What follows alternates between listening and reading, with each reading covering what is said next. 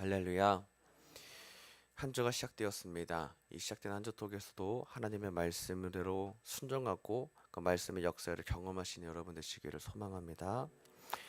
우리 특별히 사순절이 시작되었습니다. 사순절 첫 주가 되어서 예수님의 고난의 이 기간들을 또 묵상하는 시기가 되었습니다. 우리가 부활절 올해는 4월 20일인데요. 특별히 우리 교회에는 4월 27일 초청 집회가 또 이렇게 연이어 있습니다. 그래서 우리가 이 절기들을 쭉 전기 연계적으로 기억하면서 예수님의 고난을 묵상하고 부활절에 참여하며 초청 집회까지 부활 생명에 참여하는 이 절기가 되리라 생각합니다. 이 믿음으로 바라볼 때에 이 절기가 우리에게 주는 또 묵상하게 하시는 그 말씀들과 메시지들을 잘 붙잡으셔서 여러분들이 이 시기를 은혜로 잘 보내시기를 소망합니다. 말씀을 시작하겠습니다. 오늘 말씀의 제목은 사람의 일, 하나님의 일입니다. 요즘 현대인들은 참 바쁘게 살아갑니다. 요즘 현대인들은 바쁘게 살아갑니다. 청년들을 보면 대학 생활 때문에 공부하기도 하고 또 직장인들도 있어서 일로 바쁘기도 합니다. 아르바이트를 하기도 하고 일을 하기도 하고 직장에서 일을 하기도 하고 공부하기도 하고 청년들만 봐도 벌써 이렇게 바쁘게 지내는데 청년들뿐만이 아니라 우리 가정 일을 하는 우리 또한도 아주 바쁜 하루를 지냅니다. 그래서 하루가 어떻게 가는지도 아마 모를 겁니다. 일반적으로 요즘 이 현대인이라고 하면 안 바쁜 사람을 찾기가 어려울 겁니다. 그러니까 요즘에 기본적으로 다 뭔가 하느라 바쁩니다. 뭐 취미생활 하느라 심지어 바쁘고 뭔가 열심히 하느라 참 바쁘게 삽니다. 가끔의 이 청년들뿐만이 아니라 이 어르신들에 대한 얘기를 제가 듣기도 가끔 하는데요. 뭐 차량 운행을 하거나 아니면 뭐 다른 장소들 속에서 이 어르신들과 얘기를 가끔 나눌 기회가 좀 생깁니다. 그럴 때 이 얘기를 좀 나누고 듣다 보면 간혹 어르신들 중에 이게 손자나 손녀, 그러니까 손주들 때문에 바쁘신 분들이 가끔 계시더라고요. 그러니까 예를 들어 내 자녀가 자녀를 낳아서 나에게는 손주가 되는 거죠. 근데 이 손주를 이제 조부모님인 내가 돌보는 겁니다. 근데 그 돌보시는 분들의 이야기를 들어보면 참 바쁘십니다. 아주 바쁘세요. 그래서 아침에 손주 돌보러 갔다가 손주 돌봐주고 저녁에 집에 돌아오고 이렇게 바쁘게 사시는 어른분들도 계시더라고요. 이제는 다 출가시켜서 끝난 게 아니라는 겁니다. 내가 그 손주도 돌봐야 되는 게 또 조부모님 손에 또 들렸다는 거죠. 그러니까 이게 요즘에 이제 현대인들이 많이 바쁘다는 증거인 것 같습니다. 부모님들도 내 아이를 낳았으나 이제 맞벌이를 하다 보니까 조부모님이 이제 키워주는 건데 사실 뭐 현대인뿐만이 아니라 옛날부터도 그랬다고 봐야겠죠. 어른들이 내 손주를 돌보는 일, 그러다 보니까 진짜 요즘에 안 바쁜 사람이 없습니다. 꼭 뭔가를 하느라 바쁩니다. 뭐 아이를 돌보는 것뿐만이 아니라 취미 생활을 하거나 아니면 일을 하거나 뭐 공부를 하거나 때문에 바쁘다는 거죠. 제가 말하고 싶은 것은 요즘 사람들은 참 바쁘게 산다는 겁니다.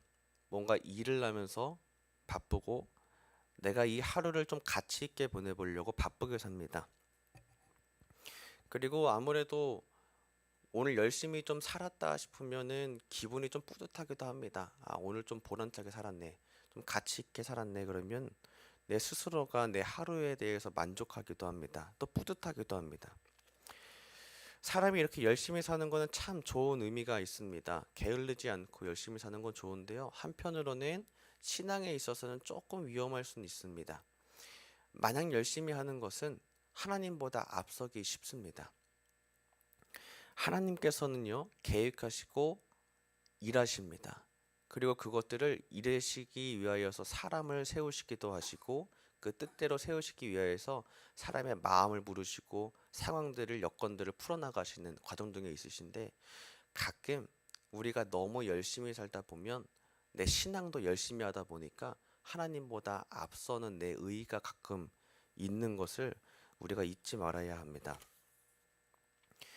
그래서 우리 신앙인들, 우리가 신앙생활을 하는 이 신앙인들 같은 경우에 열심히 하는 것이 마냥 좋은 건 아니다. 하나님이 시키신 것에 열심히 하는 것은 좋으나 내가 하고 싶은 내 감정과 내 일에 앞서면은 하나님보다 앞서기 쉽습니다. 우리들은 하나님보다 앞서지 말아야 됩니다. 여러분들은 과연 내 삶을 하나님께 얼마나 드리셨습니까?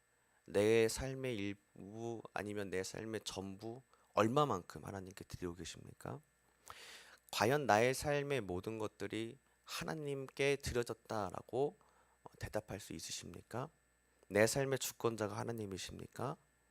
우리가 이 시작에 앞서서 이 부분을 놓고 기억했으면 좋겠습니다. 나의 삶의 모든 주권이 하나님께 있어서 내가 앞서가서 내가 계획하는 것이 아니라 하나님이 앞장서서 계획하시고 일하시는 내 삶이 되기를 기도하시고 소망하시기를 주님 이름으로 축복합니다.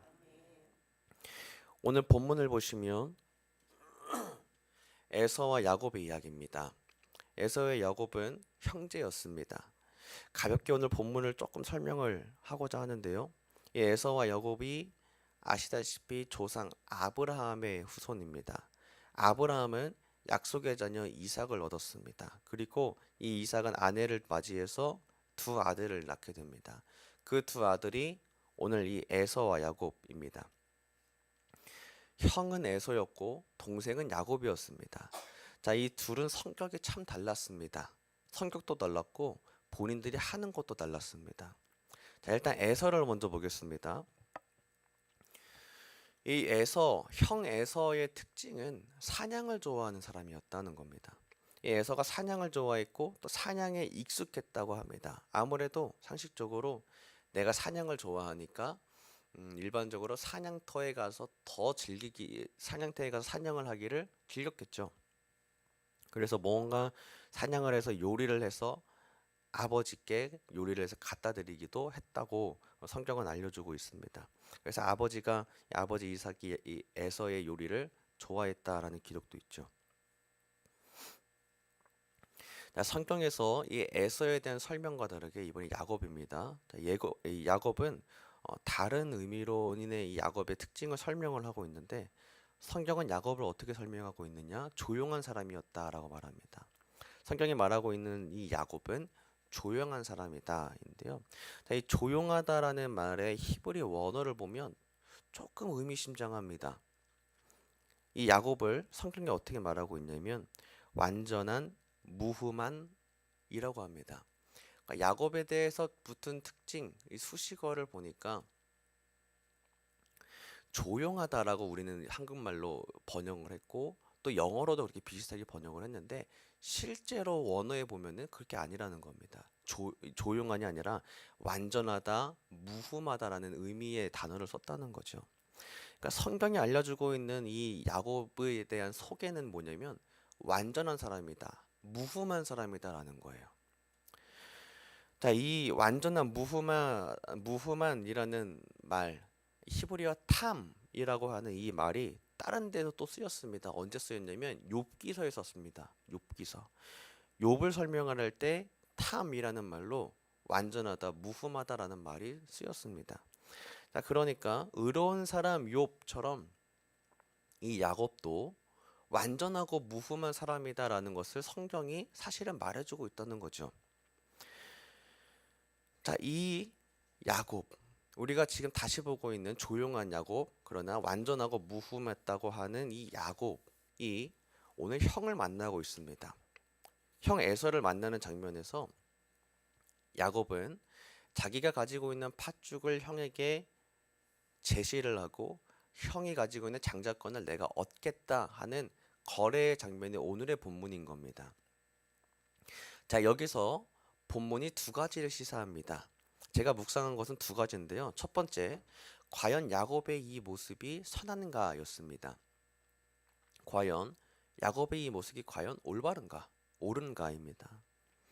자, 이 본문이 주고 있는 교훈, 야곱이 장자권을 얻기 위해서 내 팥죽을 제시하고 파는 이 모습이 어떻게 보면은 교훈적이기도 합니다. 그만큼 내가 원하고 그만큼 내가 갈망해서 결국에 장자권을 얻어내는 이 장면이 교훈적이기도 합니다. 자, 그런데 조금 이 근거들을 잘 따져봅시다. 야곱은요, 성경이 말하고 있을 정도로 완전하고 무음했던 사람이었습니다. 아마도 이 사람은 자기에 대한 어떤 철칙이 있었을 것 같고, 그만큼 자기 삶에서 도덕적이고 완전하게 살았을 것 같습니다. 그런 인물이었기 때문에 성경도 말하고 있는 완전하고 무흠한 야곱이었다는 거죠. 아무래도 그 정도 됐으면은 이 가족들도 야곱을 인정했을 것 같습니다. 완전하고 무음한 사람이니까요. 왜냐하면 에서에게는 이런 수식어가 붙지 않았는데 동생 야곱에게는 이 특별히 완전하고 무흠하다는 수식어가 붙었단 말이죠. 그러니까 아무래도 이 가정에서부터는 가정에서도 형 에서보다 동생 야곱이 좀 더 인정받았을 것 같다는 추측도 해볼 수 있습니다. 왜냐하면 성경이 그거를 유별나게 지금 증거하고 있기 때문이죠. 완전하고 무음한 사람. 그렇게 보면요. 사실 오늘 야곱이 요청하고 있는 것도 사실 되게 우스운 건데 이것도 잘 생각해 보면은 조금 교만합니다. 내가 형의 장자권을 얻으리라고 하는 생각과의 발상이 나의 욕망이기도 하지만 이것을 얻기 위해서 내가 팥죽을 제시한 것조차도 굉장히 과감한 거죠. 아마 그렇게 생각했을지도 모릅니다. 내가 완전하고 무음한 사람인데 사냥하기를 즐겨하는 저 형보다 내가 장자권을 받아야지라는 생각이 있지 않았었을까라는 생각도 좀 해보게 됩니다. 우리는 알고 있습니다. 완전하고 무음했다고 하는 야곱이 장자권을 얻기 위해서 형과 거래하는 이 모습은 한편으로는 교훈적이기도 하지만 한편으로는 스스로의 자기의 완전한 생각, 나는 완전하기 때문에 이것을 받아야 돼라고 하는 자기의 의의가 드러나고 있다는 것이죠. 그리고 이것은 결과적으로 자기에게 더 힘든 결과를 또 초래하게 됐습니다. 내가 장자권을 얻기 위해서 형과 팥죽을 거래한 것, 나중에 아버지를 속이고 장자의 축복을 받았던 그 일 때문에 형에게서 도망쳐서 오랜 시간 방황했던 시간을 보내기도 하죠. 거기서도 고생도 하고요. 내가 열심히 해서 내 의가 있어서 앞장섰는데 그것의 결과가 좋지 않더라는 겁니다.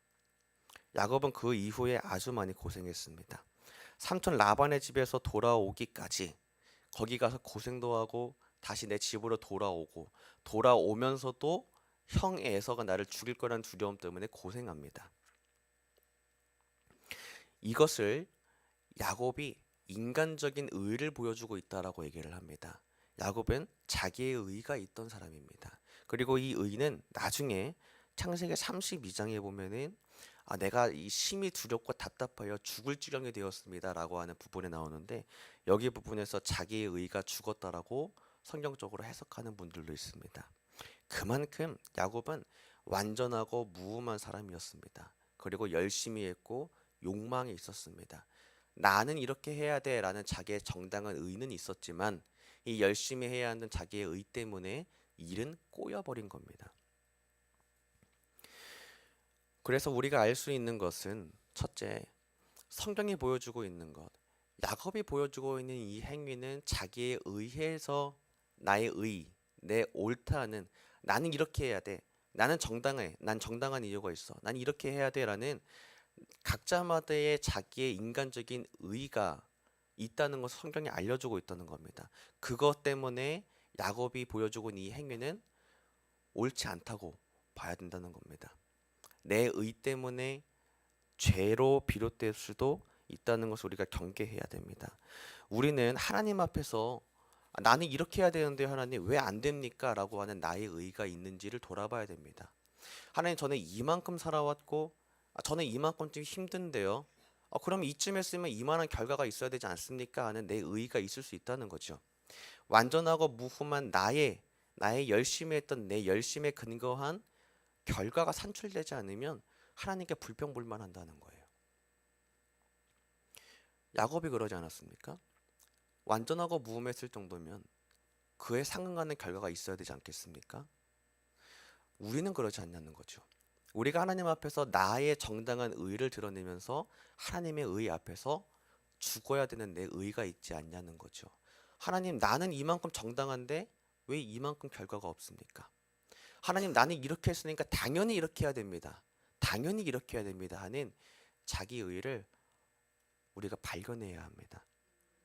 그리고 이 의는 우리가 겸손하게 하나님 앞에서 구하시기를 바랍니다. 하나님, 내 의가 죽기를 원합니다. 오늘 본문이 알려주고 있는 두 번째입니다. 야곱이 자기의 의가 있었다는 것이 첫 번째였고, 두 번째, 이번에 에서입니다. 에서는 하나님의 복을 크게 사모하지 않았던 것 같습니다. 그래서 동생 야곱과의 거래를 통해서 장자권을 파는 실수를 범하죠. 아마 저가 이 부분을 많이 생각해봐도 이거 팥죽 하나로 어떻게 장자권이 팔리겠어, 이렇게 가볍게 생각했을 것 같아요. 그 생각이 함정인 거죠. 하나님의 복이 가벼운 장난 정도로 여겨지는 겁니다. 그런 사람이었던 겁니다. 뭐 때문에 이 장자권을 팔았냐면 팥죽 때문에 판 겁니다. 내가 배고프고 내 육신이 굶주리기 때문에, 내 삶에 내가 필요한 게 있기 때문에 하나님의 복보다는 이거를 선택했다는 거죠. 오늘 에서가 그랬다는 겁니다.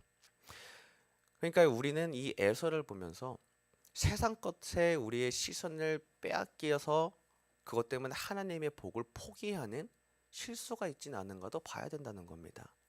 내 배가 굶주려서 내가 갖고 싶은 게 있어서 세상적으로 시선을 빼앗겨서 하나님의 복은 온데간데 없이 내가 치워버리는 실수가 있진 않나 살펴봐야 한다는 것입니다.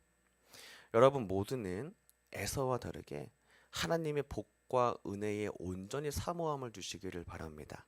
그래서 마침내 여호와의 복과 은혜를 받고 누리시는 여러분 되시기를 주님의 이름으로 축복합니다. 말씀을 정리합니다. 오늘 본문을 통해서 이걸 나누고 싶습니다. 첫 번째, 하나님보다 앞장서지 맙시다. 우리는요, 인간이다 보니까 나는 당연히 이렇게 해야 돼라고 하는 내 의가 있습니다. 야곱처럼 나는 완전하고 나는 무음하고 인정받고 나는 이만큼 왔던 사람인데 형 에서가 인정이 전혀 되지 않아서 나는 반드시 이 결과를 얻어야 돼 하는 내 의가 하나님 의보다 앞서기 쉽다는 겁니다. 그렇기 때문에 하나님보다 앞서는 내 의를 회개하시기를 바랍니다. 저 또한도 하나님, 내가 하나님 앞에서 앞장섰던 것이 있다면 회개합니다. 하나님 의 앞에서 나의 의를 포기합니다. 우리가 이 기도를 함께 드렸으면 좋겠습니다. 두 번째, 세상 것에 우리의 시선을 빼앗겨서 하나님의 복을 포기하는 이런 어리석은 운은 우리 범하지 않기를 바랍니다. 하나님의 복과 은혜는 무엇보다 가장 큽니다. 내 의에 따라 보면은 내가 보는 것은 세상적인 것일 수밖에 없습니다. 그렇지만 도리어 나의 의도 포기하면 하나님의 의에 따라 주어지는 그 상급은 당연히 하나님의 복일 수밖에 없습니다. 그리고 시편에 말하고 있는 복 중에 하나, 가장 큰 복은 여호와 하나님과 함께하는 복이라 했습니다. 아시지요? 내 삶 속에 내가 하나님과 동행하는 기쁨이 얼마나 큰지 아실 겁니다. 하나님의 음성과 하나님과 함께하는 길이 가장 기쁜 그 복이라는 것을 여러분 깨달으시기를 소망하면서 나의 삶 가운데 하나님의 복에 함께하는 은혜가 넘치시기를 주님의 이름으로 축복하고 소망합니다. 아멘. 함께 찬송가 부르시고 기도하도록 하겠습니다. 찬송가 312장 찬송하실 텐데요. 우리 함께